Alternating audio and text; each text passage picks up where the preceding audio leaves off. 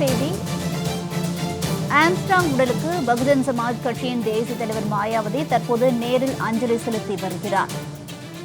மறைந்த ஆம்ஸ்ட்ராங் உடலுக்கு பகுஜன் சமாஜ் கட்சியின் தேசிய தலைவர் மாயாவதி தற்போது நேரில் அஞ்சலி செலுத்தி வருகிறார். அவரது வருகை ஒட்டி அந்த பகுதியில் பாதுகாப்பு ஏற்பாடுகள் பலப்படுத்தப்பட்டுள்ளது.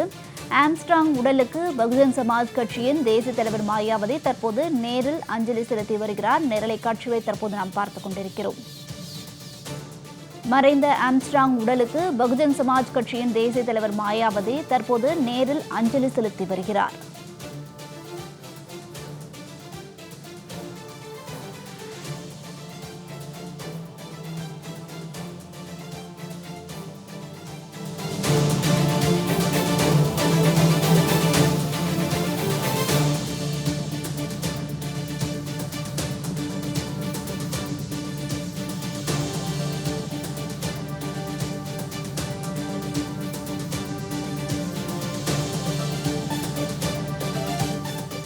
ஆம்ஸ்ட்ராங் உடலுக்கு பகுஜன் சமாஜ் கட்சியின் தேசிய தலைவர் மாயாவதி நேரில் அஞ்சலி செலுத்த வருகை தந்துள்ளார். நேரலை காட்சியை தற்போது நாம் பார்த்துக் கொண்டிருக்கிறோம்.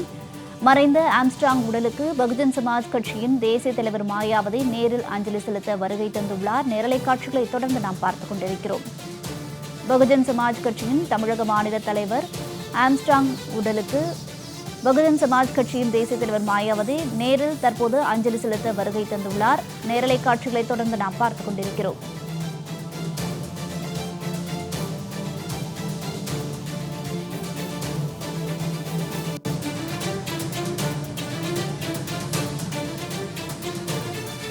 ஆம்ஸ்ட்ராங் உடலுக்கு பகுஜன் சமாஜ் கட்சியின் தேசிய தலைவர் மாயாவதி நேரில் அஞ்சலி செலுத்த வருகை தந்துள்ளார். விரிவான விவரங்களை வழங்குவதற்காக செய்தியாளர் நித்யானந்தம் இணைப்பில் இருக்கிறார். விவரங்களை கேட்டறியலாம். வணக்கம் நித்யானந்தம், இது குறித்தான விவரங்களை பதிவிடுங்க.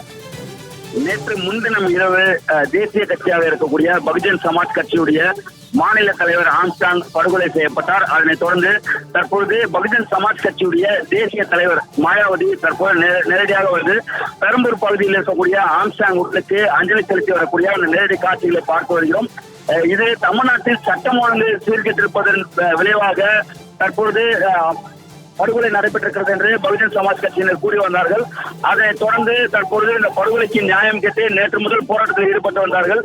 இந்த நேரத்தில் தற்போது தேசிய தலைவராக இருக்கக்கூடிய மாயாவதி இந்த பகுதிக்கு வந்திருப்பதன் காரணமாக கட்சியினர் மாநில கட்சியை சார்ந்த மாநில குழு உறுப்பினர்களும் அவரிடம் பல்வேறு கோரிக்கைகளையும் வைக்க இருக்கிறார்கள். தற்போது அதற்கு முன்னதாக அஞ்சலி செலுத்தி வருகிறார்.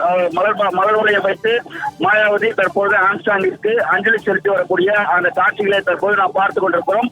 அதே நேரத்தில் இங்க இருக்கக்கூடிய தொண்டர்கள் ஒலிபெருக்கின் மூலமாக வீர வணக்கம் செலுத்தி வருகிறார்கள். ஆம்ஸ்ட்ராங் உடலுக்கு வீர வணக்கம் செலுத்துவது மட்டுமல்லாமல் மாயாவதி வரும்பொழுது ஜெய்பீம் என்ற கோஷங்களையும் எழுப்பி அவரை வரவேற்றார்கள். அதன் பிறகாக தற்பொழுது புகழ் வணக்கம் வீர வணக்கம் என்ற ஒரு கோஷ பொருளோடு தற்பொழுது அந்த இறுதி அஞ்சலியை செலுத்தி வரக்கூடிய அந்த நேரடி காட்சிகளை தற்போது நாம் பார்த்து வருகிறோம். பகுஜன் சமாஜ் கட்சியுடைய தற்போது நேரில் வந்து அஞ்சலி செலுத்தி வருவதால் தமிழகத்தில் இருக்கக்கூடிய பகுஜன் சமாஜ் கட்சியை சார்ந்த தொண்டர்கள் தற்போது ஆரவாரத்துடன் கோஷம் எழுப்புவதும் மற்றும் வீர வணக்கம் செலுத்துவதும் தொடர்ந்து நடைபெற்றுக் கொண்டிருக்கக்கூடிய அந்த நேரடி காட்சிகளை தான் தற்போது பார்த்து வருகிறோம். அவர் தற்போது டெல்லி உத்தரப்பிரதேசிலிருந்து புறப்பட்டு சென்னை விமான நிலையம் வந்த மாயாவதி வாகனம் மூலமாக பெரம்பூருக்கு வந்தார். வந்து தற்பொழுது அஞ்சலி செலுத்திவிட்டு அவருடைய குடும்பத்தினரை சந்தித்து அவருடைய ஆழ்ந்த இரங்கலை தெரிவிப்பதும் மற்றும் தைரியமாக இருங்கள் என்று ஆறுதலை கூறக்கூடிய அந்த காட்சிகளும் தற்போது பார்த்து வருகிறோம். தொடர்ச்சியாக அந்த கோஷ குரல்கள் வீர வணக்கம் என்ற கோஷ குரல்களும் தொடர்ந்து ஒலித்து வரக்கூடிய அந்த நேரடி காட்சிகளை தற்போது நம்முடைய ஒளிப்பதிவுகளில் காண்பித்துக் கொண்டிருக்கக்கூடிய அந்த காட்சிகளை பார்க்கிறோம். பகுஜன் சமாஜ் கட்சியை பொறுத்தவரை மாநில அளவில் பார்க்கும் பொழுது ஆம்ஸ்ட்ராங் தான் அனைவருக்கும் தெரிந்த முகம். ஆனால் ஆம்ஸ்ட்ராங் மறைவிற்கு பிறகாக அந்த படுகொலைக்கு பிறகாக தற்போது தேசிய தலைவராக இருக்கக்கூடிய மாயாவதி நேரடியாக வந்து அவருடைய உடலுக்கு அஞ்சலி செலுத்தி வரக்கூடிய அந்த நேரடி காட்சிகளை பார்க்கிறோம். பிரிவு பாதுகாப்பு என்பதால் கூடுதல் பாதுகாப்போடு தற்பொழுது வந்திருக்கிறார். மேடையில் கூடுதல் பலத்த பாதுகாப்போடு தற்பொழுது மாயாவதி அஞ்சலி செலுத்தி வரக்கூடிய அந்த நேரடி காட்சிகளை பார்க்கிறோம். உத்தரப்பிரதேச முன்னாள் முதலமைச்சரும் பகுஜன் சமாஜ் கட்சியுடைய தேசிய தலைவருமா இருக்கக்கூடிய மாயாவதி தற்பொழுது ஆம்ஸ்ட்ராங்குடைய உடலுக்கு அஞ்சலி செலுத்தி வருகிறார். அதாவது மிக முக்கியமாக கூற வேண்டும் என்றால் கன்னியாகுமரி முதல் காஷ்மீர் வரை இருக்கக்கூடிய பட்டியலின மக்களுக்கான ஒரு மிக முக்கிய தலைவராக மாயாவதியை பார்ப்பார்கள். அவர்களுக்கான இந்திய அளவிலான அங்கீகரிக்கப்பட்ட ஒரு அரசியல் கட்சி பகுஜன் சமாஜ் பார்ட்டி. அந்த அளவில் இங்க இருக்கக்கூடிய அந்த பட்டியல மக்களுக்கான ஒரு தலைவராக மாயாவதி பார்ப்பது என்பது வழக்கம். அந்த அடிப்படையில் தற்போது அவருக்கு ஜெய்பீம் என்ற ஒரு கோஷத்தை எழுப்பி வரவேற்பு அளிப்பது மட்டுமல்லாமல் ஆம்ஸ்ட்ராங் உடலுக்கு புகழ் வணக்கமும் வீர வணக்கமும் செலுத்தக்கூடிய அந்த கோஷ பொருட்களும் புதித்துக் கொண்டிருக்கக்கூடிய அந்த காட்சிகளும் அந்த ஒளியையும் நாம் கேட்கக்கூடிய அளவிற்காக இந்த பகுதி மாறி இருக்கிறது. சுமார் 2000க்கும் மேற்பட்ட தொண்டர்கள் கூடியிருந்து இந்த அஞ்சலி நிகழ்ச்சியில் கலந்து கொண்டிருக்கிறார்கள். இன்னும் சற்று நேரத்தில் மாயாவதி மேடையில் ஒலிபெருக்கி மூலமாக தொண்டர்களுக்கு ஆறுதல் கூறி பேசுவார் என எதிர்பார்க்கப்படுகிறது. அது மட்டுமல்லாமல் இந்த படுகொலையை தடுக்க தவறிய மாநில அரசு கண்டித்தும் பேசுவார் என எதிர்பார்க்கப்படுகிறது. ஆகவே தொடர்ச்சியாக மேடையிலிருந்து இன்னும் சற்று நேரத்திற்குள்ளாக உரையாற்ற இருப்பதாகவும் தகவல் வெளியாகிறது. என்றால் தொண்டர்கள் ஒட்டுமொத்தமாக கூடியிருக்கிறார்கள். தொண்டர்களுக்கு ஆறுதல் கூற வேண்டும். தேசிய தலைவராக இருப்பதன் காரணமாக, என்றால் மாநில தலைவரே மறைந்திருக்கிறார். அவர்களுக்கு தொண்டர்களுக்கு ஆறுதல் சொல்ல முடியாத ஒரு சூழலில் தற்பொழுது பகுஜன் சமாஜ் கட்சி இருந்து வருகிறது. இந்த சூழலில் தேசிய கட்சி தலைவர் வந்திருப்பதன் காரணமாக அவர் தொண்டர்களுக்கு ஆறுதல் கூறிவிட்டு செல்வார். ஆகவே அந்த அடிப்படையில் அவர் இன்னும் சற்று நேரத்தில் மேடையிலும் உரையாற்ற இருக்கிறார். அந்த உரைதான் மிக முக்கியமாக காத்திருக்கிறார்கள். பகுஜன் சமாஜ் கட்சியை சார்ந்த உறுப்பினர்களும் தொண்டர்களும் காத்திருப்பது அவருடைய உரைக்காக. இந்த வழக்கை சிபிஐக்கு மாற்ற வேண்டும் என்று பகுஜன் சமாஜ் கட்சி கேட்கிறார்கள். அதே போன்று அரசு இறுதி மரியாதையுடன் அடக்கம் செய்ய வேண்டும் என்ற ஒரு கோரிக்கையும் பகுஜன் சமாஜ் கட்சி வைத்திருக்கிறார்கள் என்று खबर सुनकर बहुत ज्यादा दुख हुआ है कि हमारी पार्टी के तमिलनाडु स्टेट के स्टेट प्रेसिडेंट मिस्टर के आर्मस्ट्रॉन्ग जो बहुत ही मिशनरी थे, बाबा साहब डॉक्टर भीमराव अंबेडकर की मूवमेंट से जुड़े थे, लॉर्ड बुद्धा के जो संदेश हैं, जो उनका मानवतावादी जो उनका उपदेश रहा, संदेश रहा, उससे जुड़े हुए थे। और जब उन्होंने पार्टी में काम करना चाहा तो एक ही पार्टी उन्होंने चयनित की, बहुजन समाज पार्टी। और बहुजन समाज पार्टी में जब से वो जुड़े रहे हैं या जब से जुड़े हैं तो पूरी ईमानदारी निष्ठा से वो तमिलनाडु स्टेट में पार्टी का जनाधार बढ़ाने में पूरे जी जान से लगे रहे हैं। लेकिन इनकी जिस प्रकार से हत्या की गई है घर के बाहर, ये बड़ा सोचने की बात है। और इससे ऐसा लगता है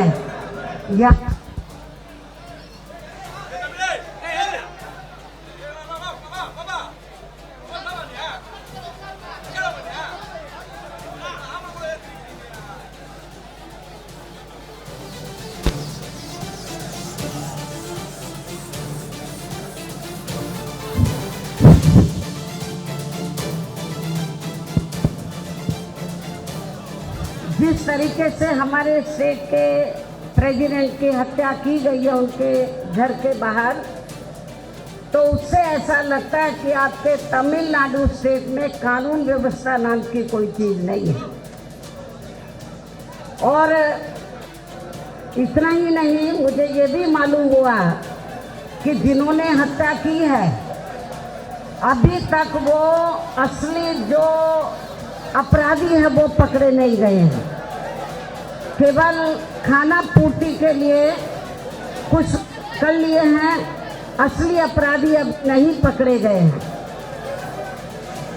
स्टेट गवर्नमेंट को बहुत गंभीर होना चाहिए, क्योंकि ये हमारे स्टेट के प्रेसिडेंट का मामला नहीं है अकेले, पूरे तमिलनाडु स्टेट में जो वीकर सेक्शन के लोग हैं, दलित वर्ग के लोग हैं, वो बहुत भयभीत है, डरे हुए हैं कि जब बीएसपी के स्टेट के प्रेसिडेंट के साथ ऐसा हो सकता है तो हमारे साथ क्यों नहीं हो सकता है।